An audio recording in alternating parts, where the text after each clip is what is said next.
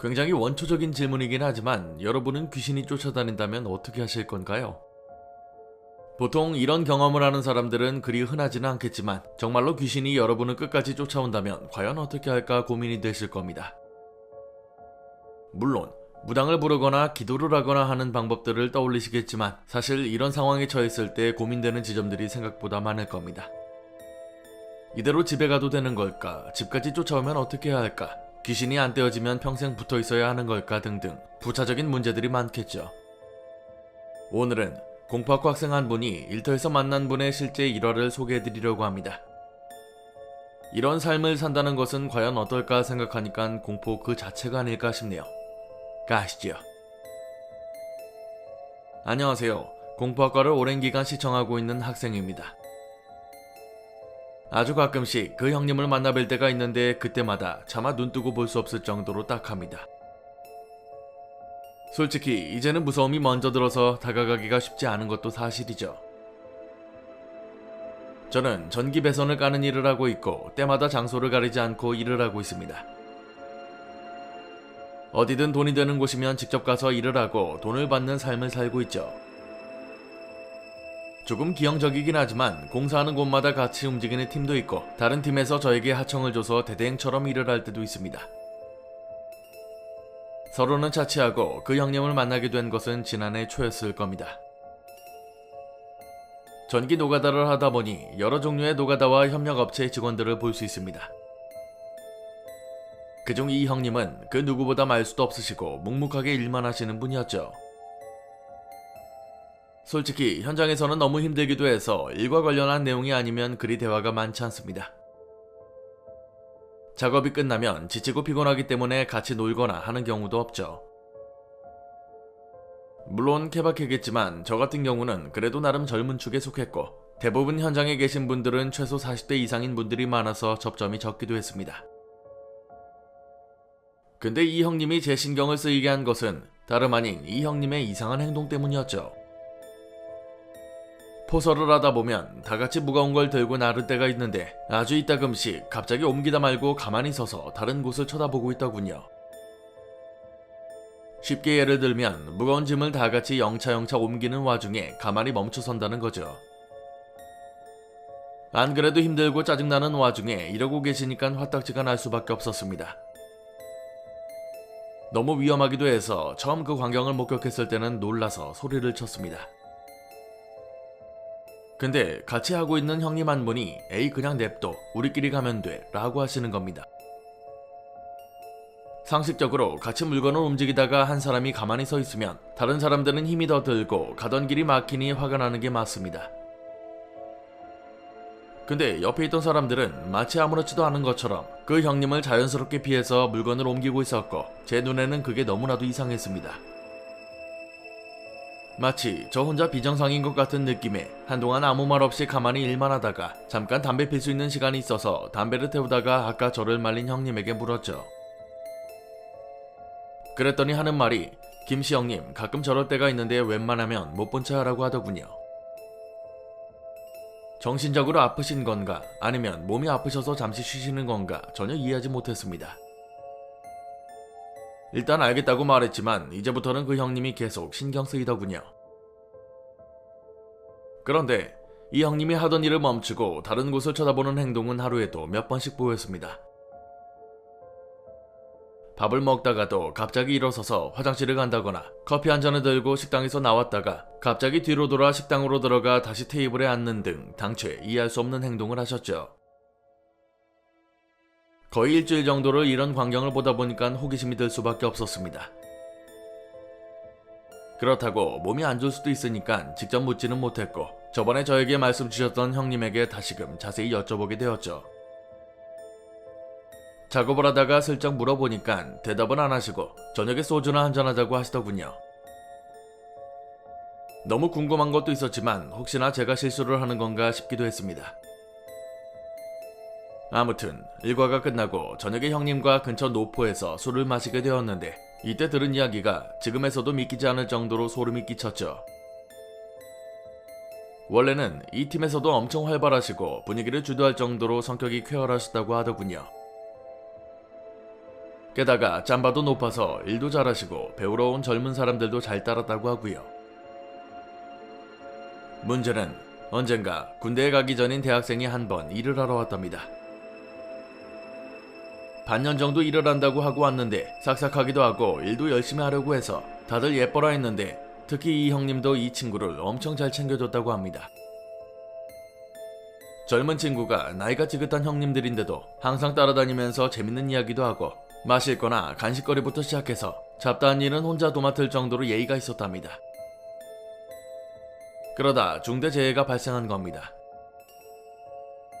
원래 경험이 적은 사람들에게는 위험한 일을 맡기지 않지만 그날은 일이 너무 많아서 케이블 설치 작업 중 일부를 맡긴 겁니다. 이전에도 계속 옆에서 돕기도 했고 하기 전에 몇 번이고 당부해서 큰 걱정을 안 했는데 도전부에 몸이 다 감전이 되고는 그대로 죽어버렸다는 거죠. 병원으로 이송했지만 끝내 사망해버려서 다들 망연자실하고 난리도 아니었다고 하고요. 다들 예뻐라 한 것도 있었지만 특히 이 형님이 반정신을 놓으셨다고 합니다. 며칠을 일도 안 나오셨는데 근 한 달이 다 되어서야 나타나신 겁니다. 그런데 이때부터 이 형님의 행동이 평소와 많이 달라지셨대요. 일단 피골이 상접할 정도로 살이 빠져 있었고 눈 밑에 다크서클이 진하게 생겼죠. 꼭 기아 체험이라도 하는 것처럼 한 달도 안 되는 짧은 새에 사람이 골아 있었다는 겁니다.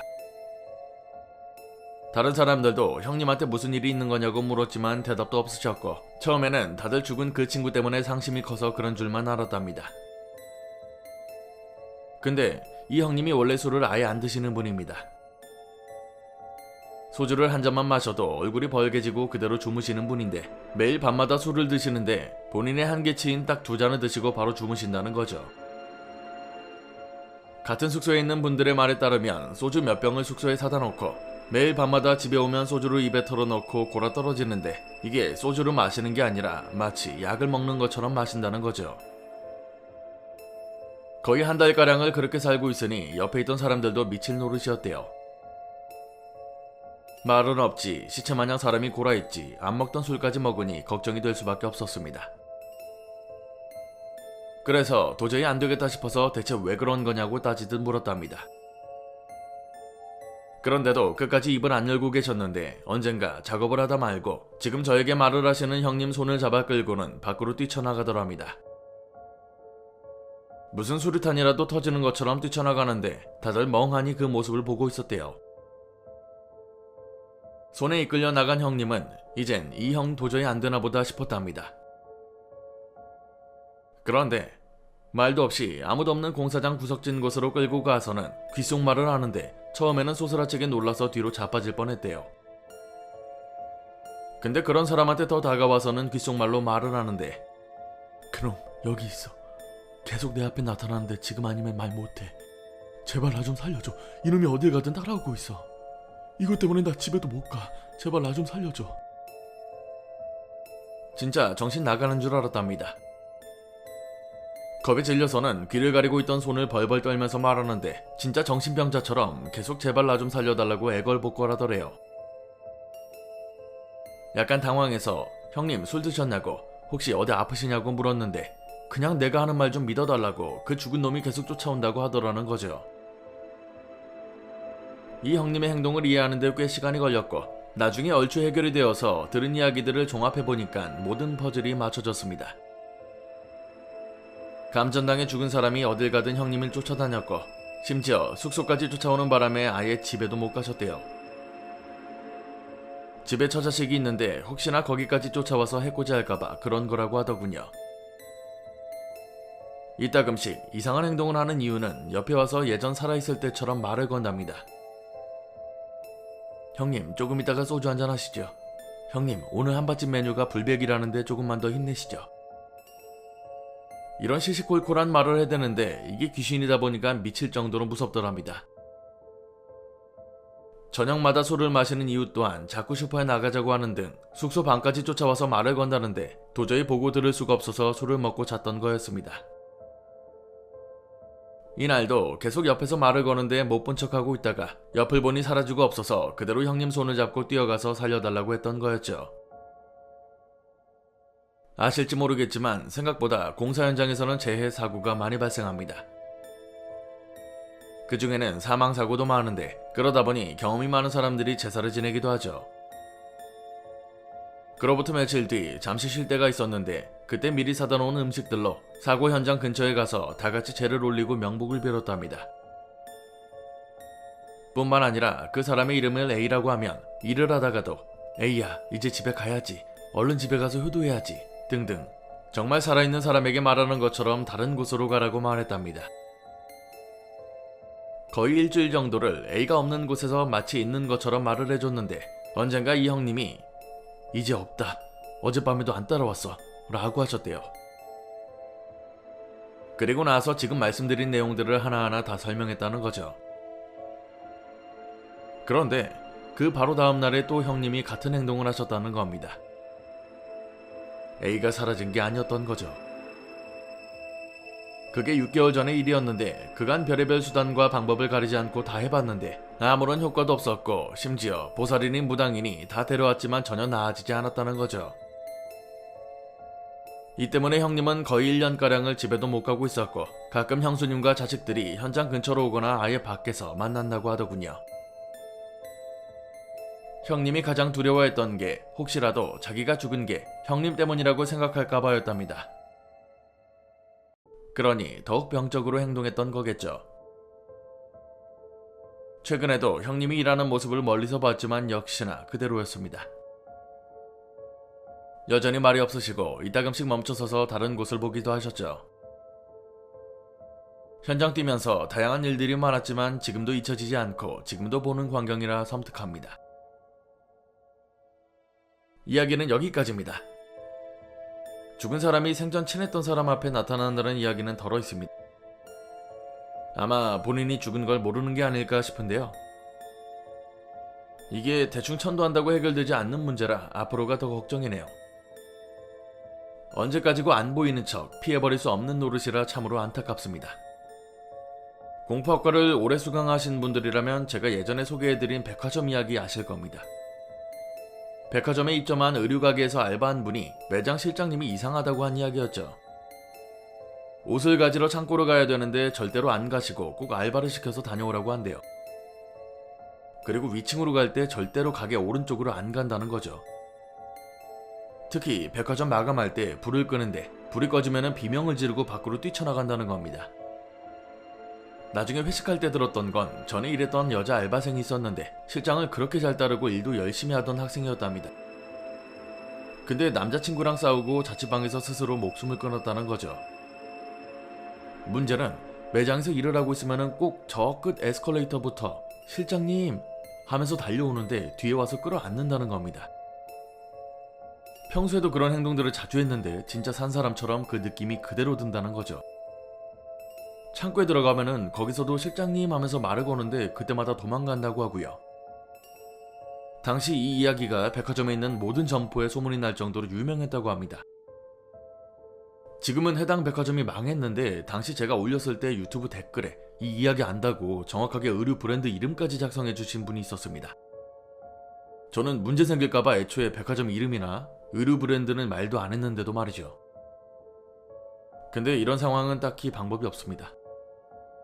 천도가 되면은 사라지는 것이지만은 천도가 안 되면 사실상 계속 쫓아다니는 거겠죠.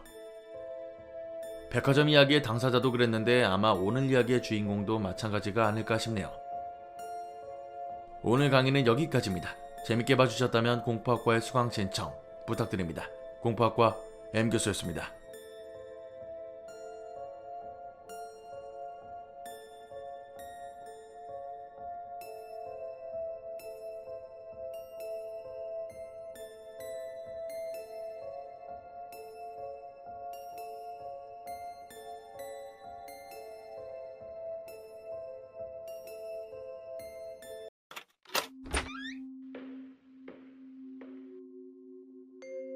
안녕하세요. 공포학과 M교수입니다. 최근에 충남의 모 여고에서 귀신 보신 이야기를 제보해주신 분이 다른 이야기를 보내주셨습니다. 분명 이런 쪽에 영감이 있으신 분 같은데요. 제가 그 영상 마지막에 교실에서 귀신 보신 적이 없을까 궁금하다고 했는데 교실에서도 귀신 본 경우가 많다고 하시네요. 머리 중앙에 구멍 뚫린 여학생부터 학교 복도로 돌아다니는 할머니, 키가 이상하게 커서 복도 천장에 목이 다 가만히 있는 남자 등 귀신 많이 보셨답니다. 6.25 전쟁 당시 지금의 학교 근처에서 학살이 있었고 위령비도 세워져 있다고 하네요. 가뜩이나 귀신 보이는 분이 이런 곳에 계시면 더욱 자주 보실 것 같습니다. 오늘 이야기는 제보자분이 중학생 때 겪은 소름 끼치는 실화입니다. 가시죠. 오늘 들려드릴 이야기는 제가 중학생 때 겪었던 조금은 이상한 경험을 했던 일입니다. 중학생 때 저는 같은 아이돌을 좋아하던 친구들과 친해져서 매일 학교가 끝나면 친구 중 한 명의 집으로 가서 아이돌의 뮤비나 무대 영상들을 찾아보며 지내게 되었습니다. 그런데 유독 그 A의 집에 가면 항상 어딘가 어깨가 무겁고 머리가 아팠습니다. 매일 같이 가다 보니까 알게 된 것인데 A의 집에만 들어가면 이상하게도 머리와 어깨가 아파오기 시작하더라고요. 그 이유는 모르고 그냥 A 방에서 친구들과 행복하게 아이돌의 무대 영상을 보던 중에 다른 친구가 갑자기 공포 영화를 보자고 했습니다. 이때 저는 밝은 낮에 보면 무슨 재미냐고 어두울 때 봐야 되는 거 아니냐고 말했고 A는 그럼 다음 주 월요일에 자기 집에 오빠랑 A밖에 없으니 와서 같이 맛있는 거 먹고 공포 영화를 보고 같이 자고 가라고 했고 그 자리에서 바로 약속을 잡게 되었습니다. 약속된 당일이 오고 저는 필요한 물건들을 챙겨서 A의 집으로 갔습니다. 그날따라 이상하게도 A의 집은 매우 서늘했죠. 그 당시엔 역시 1층이라 조금 춥구나 라는 생각을 했고 A 방에 제가 챙겨온 물건들을 두고 B를 기다리며 A와 함께 뭘 시켜 먹을지를 고르고 있었습니다. 그때 무엇인가가 A의 오빠 방으로 미끄러지듯이 들어가더군요. 그 이후엔 문이 열리면서 A의 오빠가 들어왔습니다. 저는 방금 들어간 게 A의 오빠인 줄 알아서 어라 방금 들어간 거 아니었나? 하는 생각을 하면서 일단 인사를 했어요. A의 오빠는 최근 무슨 일이 있었는지 엄청나게 피곤한 표정으로 제 인사를 받아주고 바로 방으로 들어가더라고요. 저는 A에게 너네 오빠 요즘 무슨 일이 있냐고 물어봤더니 관심 없어서 모르겠다고 하더군요. 뭔가 너무 이상했어요. 오빠가 들어오기 전에 이미 오빠 방으로 들어갔던 형체가 뭔지 계속 신경이 쓰였습니다. 결국 저는 용기를 내서 A의 오빠에게 물어봤고 어쩐지 오빠가 저를 빤히 쳐다보다가 요즘 좀 피곤해서 라고만 말하고 좀 자게 문 닫고 나가라고 했습니다. 뭔가 너무 이상하고 기분이 나쁜 방 분위기와 왠지 그냥 나가면 안 될 것 같은 느낌에 오빠한테 빨리 말하라고 화를 냈고 오빠도 당황하다가 계속해서 화를 내니 말을 했습니다. 최근 잠을 자면 자꾸 어떤 사람들이 떠들고 화를 내는 등의 소음이 들리고 짜증나서 일어나면 고요한 정적만이 흐르는 등의 이상한 일을 겪고 있다고 합니다. 이 외에도 어디선가 느껴지는 시선, 자도 피곤하고 소음은 끊임없이 들린다고 하더군요. 그 말과 동시에 검은 형체가 그 오빠 뒤에서 스르륵 하고 올라왔습니다. 그건 마치 여러 사람들이 한 곳에 뭉쳐있는 형태였어요. 얼굴들과 팔만 보였는데 팔로는 봄을 다루듯 오빠를 감싸고 있고 얼굴들은 저를 경계하고 자기들끼리 수다를 떨다가 한 얼굴은 그 오빠를 경멸하듯이 쳐다보고 있었습니다. 그 다음 순간부터는 기억이 없습니다. 일어나 보니 제가 다니던 교회였고 저를 챙겨주시던 목사님이 제 옆에서 기도를 드리고 있었죠. 목사님은 원래 제자의 길로 가야 할 팔자였지만 기독교에 대한 신앙심이 깊었던 탓에 간청하고 간청해서 목사 일을 하고 계신다고 들었습니다. 목사님은 일어난 저를 보고는 대뜸 왜 그것과 눈을 마주쳤냐고 저를 혼내셨고 제가 기억을 잃은 순간부터의 일을 말씀해 주셨습니다. 제가 무엇인가를 보고 멍하니 있다가 갑자기 혼자 속삭이기 시작했다고 합니다.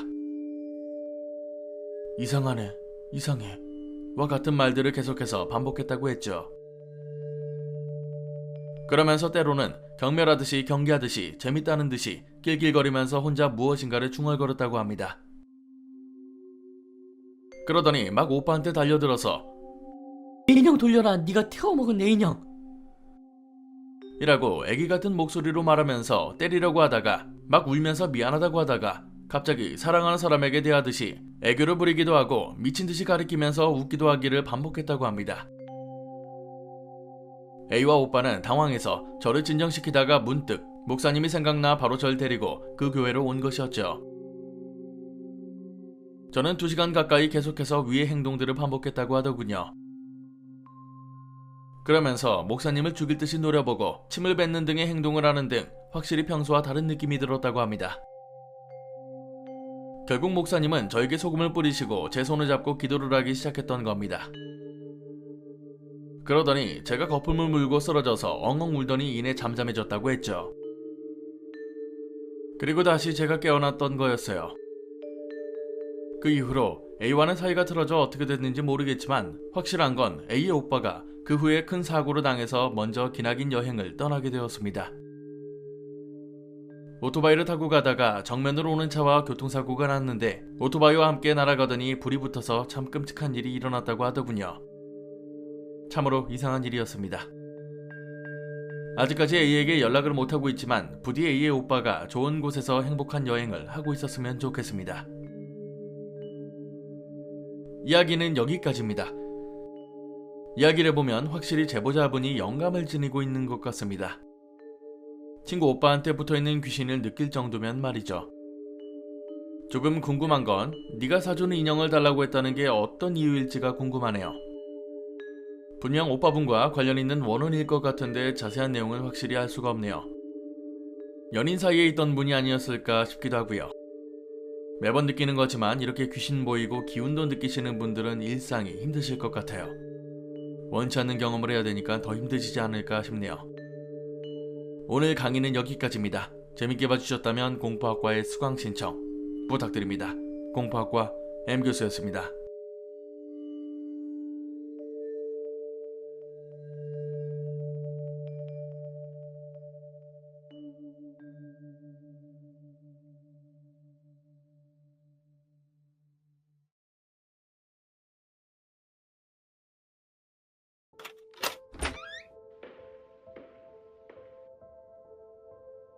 안녕하세요. 공포학과 M교수입니다. 오늘은 조금 조심스럽지만 굉장히 섬뜩한 이야기 하나를 가져왔습니다. 현직 경찰분의 이야기인데 본인도 이게 뭔지 몰라서 이야기를 해주셨는데요. 서울에 있는 한 재건축 현장에서 있었던 실화입니다. 가시죠. 안녕하세요. 현재 서울 모 관내에서 근무하고 있는 경찰 공무원입니다. 몇 달 전 그곳에서 있었던 기이한 사건 하나를 제보하고자 합니다. 근무를 하다 보면 인력이 부족하여 다른 부서의 인력이 차출될 때가 있습니다. 그날도 관내에서 일을 하고 경찰서로 돌아오니 인력 지원 좀 나가라고 하더군요. 비가 추적추적 내리는 날씨여서 그런지 가기 싫었지만 어쩔 수 없었습니다. 그나마 다행인 건 경찰서에서도 근처에 있던 곳이라 일단 차를 타고 그곳으로 이동했죠. 제가 담당할 일은 재건축 현장을 순찰하는 일이었습니다. 이미 재건축이 시작되어 그곳에 있는 건물들을 모두 부수는 작업이 한창이었습니다. 보통 이런 곳은 우범지대로 분류되어 저녁마다 경찰 인력이 순찰을 도는데요. 그날은 의경들을 데리고 각조로 나뉘어 근방을 돌아다니게 되었습니다. 저녁을 먼저 먹고 움직여야 돼서 자주 가던 돈가스 집에 가게 되었고 이날 저랑 같이 움직일 의경 하나와 같이 식사를 했습니다. 이제 막 분대장을 단 수경이어서 그런지 한결 마음은 편하더군요. 그렇게 한참을 맛있게 밥을 먹으며 이런저런 이야기를 하고 있는데 평소에도 워낙 자주 오가다 보니 친해진 주인 아주머니께서 이상한 말을 하는 겁니다. 동네에 이상한 할머니가 있어서 마주치면 최대한 피하라고 말이죠. 밥 먹다 말고 무슨 소린가 싶어 자세히 물어보니 재건축 현장에 아직 안 나가고 있는 할머니가 있다는 겁니다. 근데 분명 제가 전에 듣기로는 철거민도 남아있지 않다고 했고 더군다나 전기랑 물도 끊긴 곳인데 사람이 살고 있는 게 이상했습니다. 그래서 왜 그 할머니가 아직도 거기 있냐고 했더니 동네에서 엄청 유명한 무당 할머니라고 사람들이 빼내려고 해도 못했다고 하더군요. 경찰 일 하다 보면 별의별 사람들을 다 만나고 사람 시체도 자주 봅니다. 그러다 보니 아무리 무당이라고 하더라도 그리 무섭거나 하진 않았습니다. 일단 알겠다고 하고는 순찰 가기 전에 물어보니 역시나 거기에 사람 한 명도 없다고 하더군요. 아주머니의 말은 대충 흘려듣고 슬슬 제가 돌아야 할 구역을 순찰하기 시작했습니다. 후레쉬를 비춰가며 이곳저곳을 훑어보고 있는데 옆에 있던 의경이 갑자기 멈추더니 손가락으로 한쪽을 가리키는 겁니다. 그걸 따라가니 폐허 속에 가장 멀쩡한 집 하나가 보였고 주변이 모두 어두우니 한눈에 봐도 3층 집이라는 게 느껴졌습니다. 2층은 없었지만 3층만 집안부터 그 주변에 촛불들이 놓여 있었는데 전기가 안 들어오다 보니 분명 그 안에 사람이 살고 있는 것처럼 보였죠. 법적으로 지금 집에 있으면 안 되기 때문에 이유라도 들을 겸 그 집으로 향했습니다. 그런데 한 1분 정도를 걸었을까 골목 앞쪽에서 웬 할머니가 저희를 보면서 뛰어오시는 겁니다. 자세히 보니 신발도 제대로 신지 않으시고 말 그대로 버선발로 뛰어오시는데 머리는 다 앞으로 헤쳐져서 조금 당황스럽기까지 했습니다. 일단 너무 다급해 보여서 무슨 일이시냐고 여쭙습니다. 그런데 우리가 향하고 있던 집을 가리키면서 저 집 지하에 귀신이 있다고 소리를 지르시더군요. 의경이나 저나 황당해서 무슨 말씀이시냐고 다시 여쭤봤는데 이번에도 저 집 지하에 귀신이 있으니 오지 말라고 하시는 겁니다. 일단 할머니를 진정시켜드리고 같이 집에 가보자고 말씀드렸죠. 처음에는 할머니께서 정신이 온전치 못하시다고 생각했고 무전으로 여기 조금 아프신 분이 계시다고 잠시 집에 들렀다가 서로 가겠다고 했습니다. 집에 가는 내내 저희 팔을 붙잡고 정말 뭐라도 나오는 것처럼 겁에 질려 계셨습니다. 게다가 집에 가까워지면 가까워질수록 팔을 잡는 악력이 점점 세지더군요. 현관문을 통과해 마당으로 들어서니 밖에서 봤던 것처럼 3층만 촛불로 밝았고 2층부터 지하까지는 어두워서 제대로 보이지도 않았습니다. 그런데 지하에도 집이 있었는데 그 집 문이 활짝 열려 있었고 그 안이 새까맣게 안 보였지만 괜스레 겁이 날 정도로 기분이 이상했습니다. 한 발자국씩 걸어가는데 할머니께서 갑자기 소리를 지르시면서 잘못했다고 다시는 안 그러겠다고 바닥에 꿇어앉아서는 손이 발이 되도록 비는 겁니다.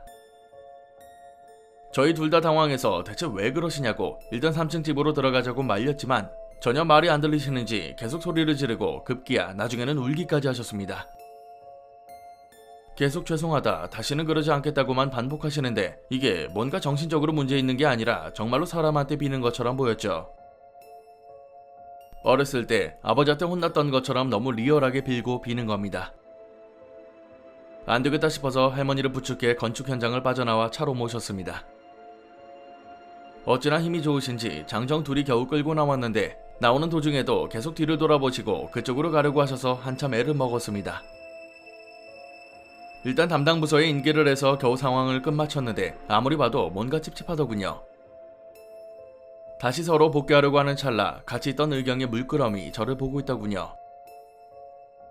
이놈도 여간 당황한 게 아닌가 싶어 고생했다고 토닥이는데 이놈 분위기가 좀 이상했죠. 저도 가만히 보고 있으니까 혹시 아까 그거 봤냐고 하더군요. 뭘 말하는 거냐고 물으니 그 지하에 여기저기 붙어 있었던 거 보셨냐고 말하는 겁니다. 전혀 기억도 안 나고 본 것도 없는 것 같아서 뭐냐고 물었더니 글쎄 무당집에나 걸려있는 깃발이나 부적들이 덕지덕지 붙어 있었다고 하더군요. 그제서야 상황이 얼추 이해되었습니다. 아까 아주머니께서 말했던 무당이 지금 방금 모시고 왔던 할머니였고 그 집 지하가 할머니의 무당집이었던 거였죠. 어느 정도 상황은 파악됐지만 할머니께서 대체 왜 그토록 빌었던 건지는 이해되지 않았습니다. 그래서 다음날 야간에 근무로 나가면서 같은 서 선배에게 물으니 그 집 자체가 할머니 거고 3층에 사시는데 지하에 신방을 차려 무당을 했다고 하더군요.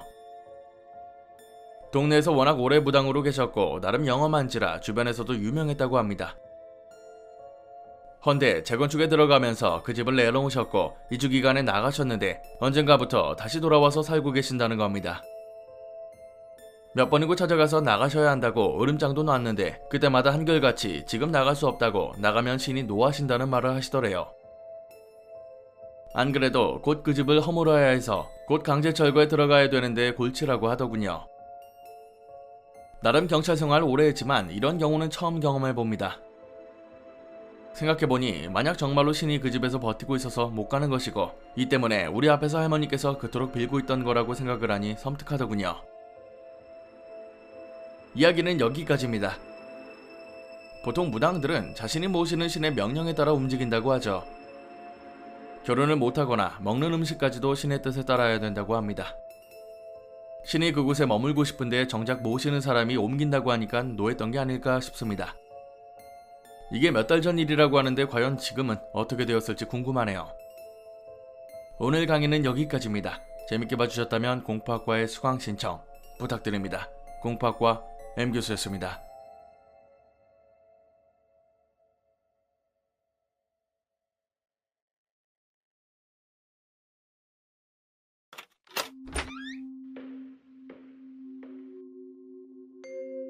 안녕하세요. 공포학과 M교수입니다. 우리나라 사람들은 자전거 빼고는 남의 물건을 잘 건드리지 않습니다. 하지만 중고 물품이나 누군가 버린 물건은 가져올 때도 있는데요. 오늘 이야기를 들으시면 이제껏 가졌던 생각이 싹 사라지실 겁니다. 가시죠. 저희 아버지는 고물상을 하셨습니다. 구두 공장에 다니시다가 IMF가 터지는 바람에 남은 돈을 털어 고물상을 차리셨죠. 그렇게 어머니와 함께 고물을 주우러 다니셨습니다. 당시 IMF가 터지면서 대부분의 집들의 가세가 기울었는데 다행히도 저희 집은 작은 땅이 있어서 거기 직접 집을 짓고 살았습니다. 그래도 벌이가 시원치 않아서 돈을 쉽게 쓸 수는 없었죠.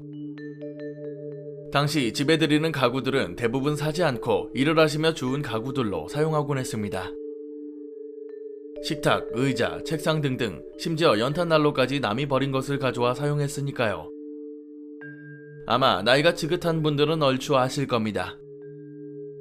집에서 연탄난로를 쓰면 맨발로 다닐 때 연탄재 때문에 발바닥이 새까맣게 됩니다. 아무튼 당시 제가 중학생이었을 때인데 어디선가 아버지께서 가죽 의자를 가져오셨습니다. 한눈에 봐도 고급 의자로 보였는데 앉으면 그렇게 편할 수가 없었죠. 몇 달간 의자를 잘 사용했는데 처음에는 아무런 일도 일어나지 않았습니다. 그런데 언젠가 갑자기 어머니께서 저에게 어제 왜 그랬냐고 물어보시더군요. 갑자기 무슨 말을 하시는 건가 싶어서 물어보니 이야기는 이랬죠. 어머니께서 저녁에 컴퓨터로 고스톱 섰다를 하셨는데 제가 옆에 와서는 어머니에게 대뜸 욕을 했다는 겁니다. 이년아, 내가 죽여줄까? 부터 시작해서 온갖 쌍욕을 다 하더랍니다. 그리고는 혀를 끌끌 차고는 방으로 들어가서 아무렇지 않게 자더래요. 그 말을 듣고 있는데 어이가 없었죠. 그런 기억은 있지도 않고 그런 말을 하는 것도 말이 안 됐습니다. 어머니 말을 들으면서도 전혀 믿지도 않았고 당연히 그냥 흘려들었습니다. 그렇게 일주일 정도가 지났을 때 그날도 어김없이 저녁이 되어 잠에 들었고 어머니께서는 컴퓨터방에 가셔서 고스톱을 치고 계셨습니다. 그리고 다음날 어머니께서 놀란 얼굴로 저에게 또 같은 말을 하셨죠. 한참 고스톱을 치고 있는데 뭔가 꺼림칙한 기분이 들어서 뒤를 돌아봤는데 제가 복도 쪽에서 얼굴 반만 내밀고는 어머니를 째려보고 있더랍니다. 놀라서 순간 비명을 질렀는데 제가 그걸 보고는 웃으며 다시 방으로 들어가더랍니다. 어머니께서는 목소리가 큰 편이셔서 그렇게 비명을 질렀으면 다 들었을 텐데 가족 중에 그 누구도 비명 소리를 듣지 못했다고 하더군요. 문제는 그게 아니었습니다. 어머니께서 이 말을 하고 있던 도중에 천장을 봤다가 다들 깜짝 놀랐습니다. 제가 앞서 땅에 집을 지었다고 했는데 사실 하우스에 가까운 집입니다.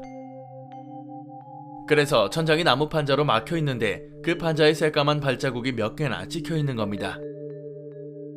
천장이 워낙 높은데도 마치 사람이 걸어다니는 것처럼 발자국이 찍혀 있었죠. 도저히 이해가 되지 않아서 어머니께서 다니시던 절에 찾아가 스님에게 말씀을 드렸습니다. 스님께서도 알겠다고 하시고는 집으로 오셨는데 집에 들어오자마자 쓱 한번 둘러보시더니 염주를 만지면서 귀신 이야기를 하시더군요. 귀신을 직접 데리고 들어왔다고 말입니다. 그리고는 제 방으로 오시더니 이불을 쓰고 자고 있던 저를 깨우고 발바닥을 보자고 하셨습니다. 자다 말고 갑자기 발바닥을 보자고 하니 엉겁결에 보여주긴 했는데 순간 거기 있던 부모님과 스님 모두 놀라셨죠. 보통 연탄재가 묻어서 발바닥이 까매지면 씻고 잡니다. 그날도 그렇게 잠을 자고 있었는데 어느새 제 발바닥에 까만 재가 엄청 묻어있는 겁니다. 게다가 그날도 천장에 새롭게 찍힌 발자국도 있었고요. 진짜 신기했던 건 한참을 가만히 있던 스님이 대뜸 의자 이야기를 꺼냈습니다. 마치 무당이나 접신한 사람처럼 말하진 않았지만 계속 뭔가 입에서 의자라는 단어를 겨우 알아들을 수 있을 정도로 웅얼거리셨죠. 아버지께서는 그 모습을 보고는 거실에 놓여있던 가죽 의자를 가리켰습니다. 이걸 주워왔다고 말하자 주방으로 가신 스님이 칼을 꺼내서는 거실에 있던 그 의자를 몇 번을 찌르고 그대로 찢었습니다. 겉으로는 멀쩡해 보이던 고급 의자의 안을 보니까 진짜 섬뜩하더군요. 온갖 벌레 시체들이 들어있고 스펀지는 새까맣게 물들어 있었습니다. 그리고 스님은 어디서 이걸 주워왔는지 모르겠지만 이게 사람 죽였다고 말하셨죠. 의자 때문에 죽은 게 아니라 이 의자를 밟고 목을 매달았다고 말이죠. 그리고 그 영혼이 저에게 붙어서 밤마다 이상한 짓을 한 거라고 말입니다. 말이 끝나자 주섬주섬 가방을 뒤지시면서 꺼낸 부적을 의자에 붙이셨고 밖에 공터에 가서 부적을 붙인 상태로 태워버리라고 말씀하셨습니다. 집에 있던 기름과 함께 의자를 집 앞 공터로 가져갔고 그대로 불을 질렀죠. 스님이 무슨 주문을 읊으셨는데 전혀 알아듣지는 못했습니다. 그 이후로는 정말 거짓말같이 아무런 일도 일어나지 않았죠. 다만 아버지께서는 그간 주워왔던 물건들을 하나도 빠짐없이 다 버리셨습니다. 고물상하면서 모아뒀던 비싼 물품들을 팔아 새 가구를 샀는데 어머니께서 엄청 좋아하셨던 게 아직도 기억납니다. 그때 이후로 뭐만 하면 새 제품으로 사야 된다고 해서 최근에도 김치 냉장고를 사드렸지만요. 아무튼 믿기지 않는 이야기지만 제가 어렸을 적 직접 눈으로 봤던 실제 이야기입니다. 절대로 밖에서 물건 함부로 주워오면 안 된다는 점 잊지 마세요. 이야기는 여기까지입니다. 물건 함부로 주우면 안 된다는 이야기는 이미 수차례 했던 것 같습니다. 심지어 중고 물품 중에서도 귀신 들린 물품들을 파는 경우도 있었죠. 물론 꼭 새 제품을 사야 되는 건 아니지만 뭔가 꺼림칙한 경우에는 고민해보는 게 맞습니다. 물건에 깃든 귀신은 태워 없애기 전까지 쉽게 사라지지 않는다고 하는데요. 혹여 잘못해서 이런 물건을 집에 들일 경우에는 절대 좋은 일이 있을 리가 없겠죠. 오늘 강의는 여기까지입니다.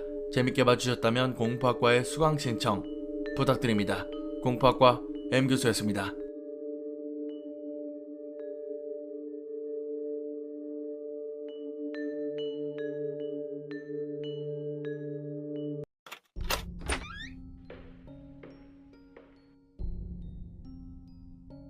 이렇게 써도 될런지 좀 망설여지는 이야기입니다. 간밤에 꾼 꿈에 그 친구가 나와서 불현듯 생각이 나서 써보겠습니다. 초등학교 2학년 때부터 알던 녀석이 있습니다. 늘 안경을 쓰고 똘똘하게 생긴 것 같으면서도 좀 어벙하던 친구였습니다. 5학년 때도 같은 반이었고 중학교 올라가서는 1, 2학년 제가 미국으로 이민 가기 전까지 같은 반이었습니다. 중학교 때부터 많이 친해졌죠. 좋아하는 게임들도 비슷하고 같이 공부도 하고 여러 친구들과 두루두루 뭉쳐서 자주 놀기도 하고 PC방도 자주 갔죠. 미국으로 이민 간 뒤 오랜만에 한국에 나와서 만났습니다. 연락하기도 쉬웠고 만나는 것도 아주 시원시원하게 만났죠. 그 녀석 자취방에 가서 자기도 하고 다른 친구하고 셋이서 만나 찜질방도 같이 가고 제가 한국에 2년간 머무르는 동안 여러 번 만났는데 마지막 만났을 때 일어났던 일입니다. 언제나처럼 고기 뷔페 가서 소주 한잔 하면서 조금씩 취기가 올라올 무렵 그 녀석 폰으로 전화가 오는 겁니다. 번호를 확인하더니 그냥 무표정하게 소리를 껐습니다. 뭐 나랑 수다 떠는 중이었으니 그랬겠거니 하고 별로 신경 안 썼는데 전화가 계속 옵니다. 끊으면 오고 계속 오더군요. 야 뭐야 니 스토커냐? 뭔 전화가 이렇게 오냐? 아버지야 신경 쓰지마 가끔 저러셔. 니 통금 없잖아. 아버님이 뭐 술이라도 드셨나? 제가 농담을 하니까 그 녀석 언제나처럼 피식 웃고 맙니다. 한두 잔 정도 더 마셨을 때 갑자기 녀석이 심각해졌습니다. 내가 우리 아버지 얘기 꺼낸 적 없지? 그러게 너네 어머니는 중딩 때 뵌 적도 있고 통화도 한 적 있는데. 사실 좀 사정이 있다. 약간 놀라운 얘기였습니다. 친구 녀석 아버지는 알코올 중독이 있다고 하셨습니다. 그 정도가 좀 심해서 초등학생, 중학생 시절에는 친구하고 친구 동생이 많이 맞았다고 하더군요. 발가벗기고 거실에 엎드려 버쳐를 시킨 뒤 야구방망이로 엉덩이와 등을 마구 때렸는데 심하게는 20분에서 30분 가까이 매질이 계속되었다고 합니다. 그리고 이런 일이 몇 년씩이나 계속 이어져 왔다고 했죠. 친구 어머님이 굉장히 착하고 좋은 분이셨고 이 녀석도 얼굴에 상처가 나 있거나 어른들에게 부담감을 느끼거나 하는 모습을 보인 적도 없어서 저는 상상할 수도 없었습니다. 무릎 꿇고 앉으라고 한 다음에 허벅지를 발로 계속 밟아. 그걸 쉬지 않고 계속하더라. 나중엔 자기가 자빠져 넘어질 정도로 까. 술 취해서 지 몸도 못 가누면서 그렇게 계속 패는데 난 괜찮았는데 동생 패는 거 보고 눈알 돈 적이 한두 번이 아니었다. 듣는 사람도 고통스럽고 무서운 이야기인데 이 녀석도 많이 힘든 눈빛으로 얘기하고 있었습니다. 요즘은 자기가 커지고 동생도 커져서 그리고 아버지의 몸이 점점 쇠약해지셔서 폭행은 없다고. 동생과 어머니가 정말 죽을 힘을 다해 보살피는데 몸 상태는 나아지지 않으시고 대신 어디서 그렇게 술을 몰래 가지고 오시는지 방문 걸어 잠그고 계속 드시면서 취하실 땐 정신병자 같은 행동을 많이 한다고 했습니다. 친구 녀석은 저한테 자기 폰을 건넸습니다. 부재중 전화 17통, 음성 메시지 5통, 전부 친구 아버지로부터 왔습니다. 저는 음성 메시지를 틀었습니다. 약간 쉰 듯했지만 굉장히 차분한 평범한 아저씨의 목소리였죠. 첫 번째는 영훈아, 시간이 좀 늦었잖아. 얼른 들어와라. 두 번째는 큰아들 어디냐? 위험한데 밖에 너무 오래 돌아다니지 말고 얼른 집에 와야지. 뭐 대충 이런 내용이었습니다. 친구는 계속 제 표정을 살폈고요. 세 번째는 약간 흐느끼는 목소리로 영훈아, 아버지가 힘들다, 많이 힘들다. 지치고 힘들다. 아빠가 영훈아. 네 번째, 힘들다, 힘들어, 힘들다. 여기서 깜짝 놀랐습니다. 친구도 안 들어도 알겠다는 표정을 지었죠. 그리고 마지막 음성 메시지. 힘들다고, 내가 힘들다고. 죽여버릴 거야. 죽여버린다 이 개새끼야. 여기서 너무 깜짝 놀라서 심장이 멎을 뻔했죠. 진짜 헉 소리가 나오면서 폰을 귀에서 뗐습니다. 지금도 그때 생각하면 정말 무섭네요. 수화기 너머로 고래고래 비명을 지르다 힘들다고 하다가 큰 소리로 웃었다가 죽여버리겠다고 하는 영훈이 아버지의 목소리가 찢어질 듯 들렸고요. 녀석은 그냥 아무 말 없이 전화기를 달라는 뜻으로 손을 내밀었습니다. 요즘 이러신다고. 자기도 처음엔 기절할 정도로 놀랐는데 이럴 때마다 패턴이 같아서 지금은 견딜만하다고 말하더군요. 자긴 밖에 나와서 살고 있지만 같이 있는 동생이랑 어머니가 걱정된다고. 자기 아버지한텐 미안하지만 병원에 입원시키고 싶은데 단순한 알코올 중독일 뿐 미치거나 하진 않았으니 잘 보살피라는 말밖에 못 들었다고 했습니다. 그리고 몇 달 뒤 연락이 왔습니다. 친구 아버지가 방 안에서 목을 매달아 자살하셨다고 했죠. 유서 같은 건 없었고 마지막으로 친구에게 마귀 새끼야, 지옥에서 보자 라고 전처럼 비명을 지르는 음성 메시지를 남기셨다고 했습니다.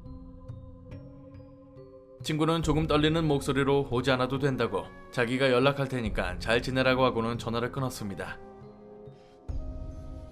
2년이 지났네요. 아직까지도 연락은 없습니다.